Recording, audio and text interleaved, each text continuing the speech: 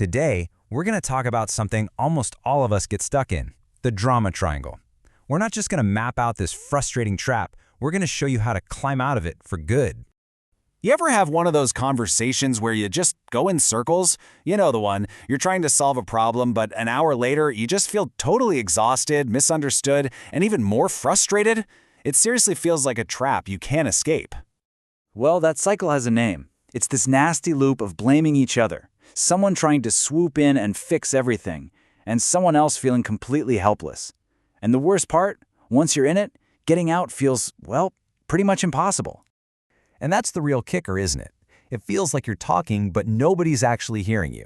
So everyone just walks away from the conversation feeling like they were the one who was wronged. And of course, the actual problem is still sitting right there unsolved. So how do we start to untangle this mess? Well, thankfully, there's a really smart psychological model for this. Think of it like a map that shows us exactly what's going on when our conversations go so wrong.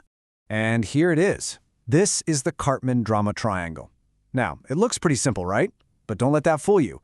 This little triangle perfectly shows the three predictable and totally dysfunctional roles that we all fall into during a conflict.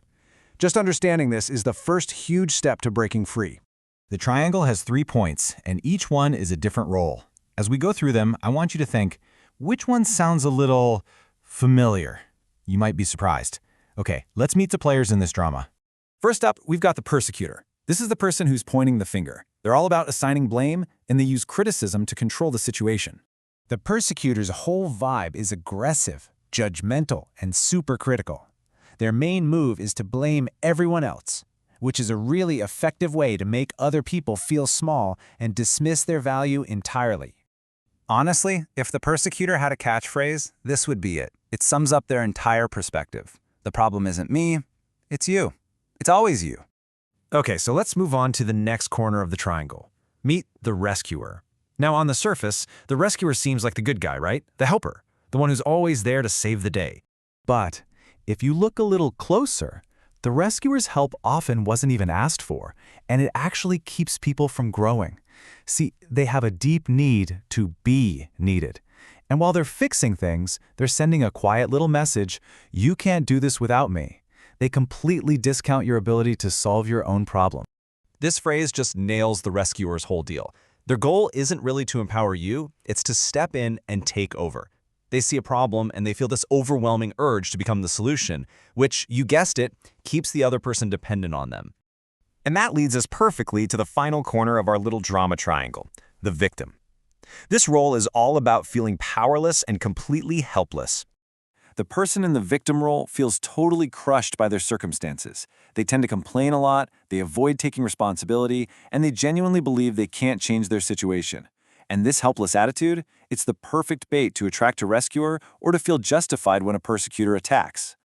Ah, the classic cry of the victim. It's basically a declaration of I can't, which keeps them stuck and waiting for someone else to either come save them or blame them, which, of course, just keeps the whole cycle spinning. Now, here is the most important thing to get about all this. These are roles we play, not who we are. They're not our identities. And what's wild is how fast we can switch between them. You know, a rescuer who feels like their help isn't appreciated can flip and become a persecutor in a second after everything I've done for you. Or they can become the victim. Nobody ever helps. Okay, so if we're all playing these parts, how in the world do we get out? Well, the answer isn't to get better at playing the game. The answer is to flip the entire triangle upside down. This is the big shift we have to make. We're moving from that red triangle of drama to a totally new triangle of empowerment. It's about making a conscious choice to stop just reacting to things and to start responding in a much healthier, more productive way. This new triangle, sometimes it's called the winner's triangle or the empowerment triangle, is built on a totally different foundation. It's all about accountability, personal capability, and mutual respect.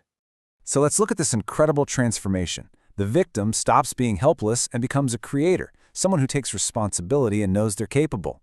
The rescuer stops meddling and becomes a coach, offering support but trusting other people to find their own way.